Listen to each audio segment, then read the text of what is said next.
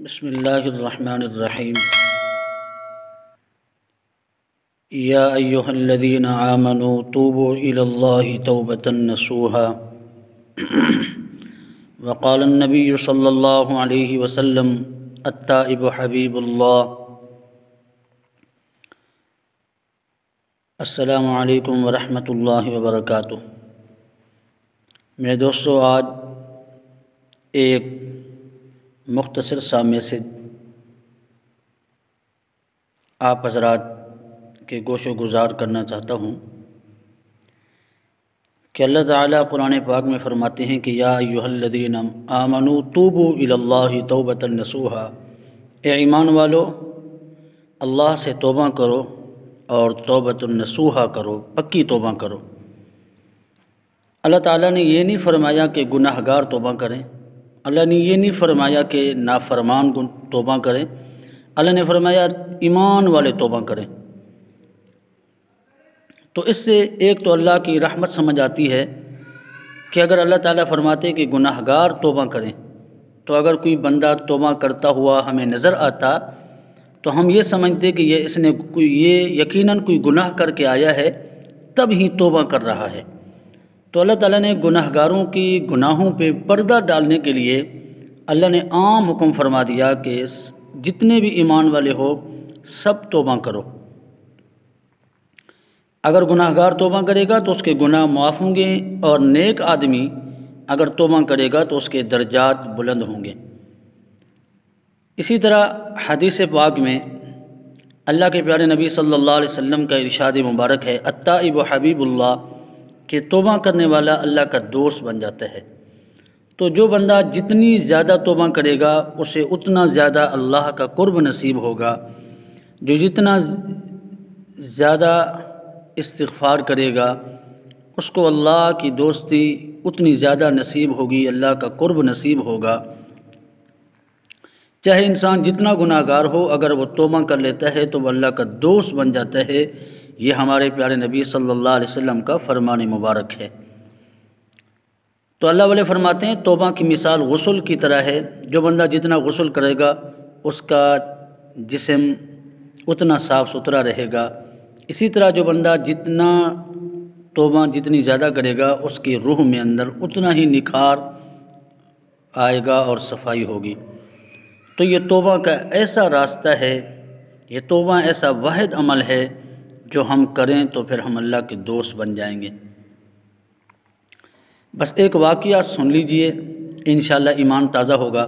اگر اچھا لگے تو بعد میں اس ویڈیو کو شیئر بھی کر دیجئے، تاکہ جتنے لوگ سنیں گے اور وہ اگر توبہ کر لیں گے، اللہ سے دوستی کر لیں گے، تو آپ کو اجر ہمیشہ کے لیے ملتا رہے گا۔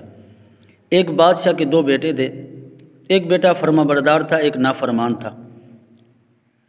تو جو بڑا بیٹا تھا، نافرمان تھا، وہ بادشاہ سے کہتا تھا کہ میرا حصہ جو ہے زمین کا، جائیداد کا، وہ مجھے میرے حوالے کر دو۔ بادشاہ کی بات نہیں مانتا تھا، غلط راستے پہ چل پڑا تھا، غلط دوستوں سے اٹھنا بیٹھنا تھا۔ بادشاہ ہر وقت بہت پریشان رہتا تھا۔ آخرکار اس نے بادشاہ کو مجبور کر دیا، تو بادشاہ نے اس کے حصے کی جتنی جائیداد تھی، زمین تھی، وہ اس کے حوالے کر دی۔ اب جب اسے جائیداد مل گئی تو وہ جو اس کے دوست تھے، نوجوان تھے، اس کو برائی کے راستے پہ ڈالنے والے تھے، انہوں نے اس کو برائی کے راستے پہ ڈال دیا اور وہ عیاشیوں میں لگ گیا، حتیٰ کہ اس کی جو زمین تھی، جو پیسہ تھا، مال تھا، سارا ختم ہو گیا۔ آخر میں اس کے لیے رہنے کے لیے جگہ نہیں تھی۔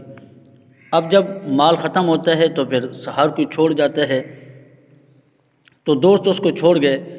تو وہ ایک رات بڑا پریشان تھا، اس کے پاس رہنے کے لیے مکان بھی نہیں تھا، تو وہ سوچ رہا تھا کہ اب میں کیا کروں۔ تو اس کے دل میں خیال آیا کہ میں جیسا بھی ہوں لیکن اپنے باپ کا بیٹا تو ہوں نا، کیوں نہ میں اپنے بابا کے پاس واپس چلا جاؤں، اور مجھے یقین ہے کہ میرے ابو مجھے سینے سے لگا لیں گے، مجھے ٹھکرائیں گے نہیں، مجھ سے نفرت نہیں کریں گے۔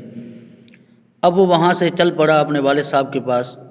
بادشاہ کو پتہ چل گیا کہ آپ کا وہ نافرمان بیٹا جو ہے آپ کے پاس واپس آ رہا ہے۔ تو بادشاہ نے حکم جاری کر دیا کہ جلدی جشن کا سامان کرو اور میرے بیٹے کا استقبال کرو، اور خوشی کا اہتمام کرو کہ میرا بیٹا واپس آ رہا ہے۔ تو اس بادشاہ کے دوسرے بیٹے نے کہا بابا جان وہ تو نافرمان تھا، وہ تو سارا مال لے کے اس نے ضائع کر دیا، اب اس کے پاس رہا کچھ نہیں، اب مجبوری میں وہ آپ کے پاس آ رہا ہے۔ وزیروں نے بھی بادشاہ سے کہا، تو بادشاہ نے کہا کوئی بات نہیں، بیٹا تو میرا ہے نا، جاتا تو ہر کوئی ہے، واپس کوئی آتا ہے، چلو اب بھی وہ واپس آ رہا ہے تو مجھے خوشی ہو رہی ہے کہ میرا بیٹا میرے پاس واپس آ رہا ہے۔ اسی طرح جب ایک گناہگار بندہ 70-80 سال عمر گزر جاتی ہے، آنکھوں کی بینائی کمزور ہو جاتی ہے، کانوں کی سنوائی کمزور ہو جاتی ہے، کمر ٹیڑھی ہو جاتی ہے، ہاتھوں میں کپ کپی طاری ہو جاتی ہے، گلاس پانی کا بھی ہاتھ میں اٹھا کے نہیں کھڑا ہو سکتا، جسم میں کپ کپی ہوتی ہے، اس وقت وہ بندہ جب اللہ تعالیٰ کے در پہ واپس آتا ہے تو اللہ بھی بہت خوش ہوتے ہیں، عرشوں پہ چراغاں ہو جاتا ہے، فرشتے پوچھتے ہیں یا الہی بارا الہی آج اتنا سما جشن کا کیوں ہے، آسمانوں پہ چراغاں کیوں ہے؟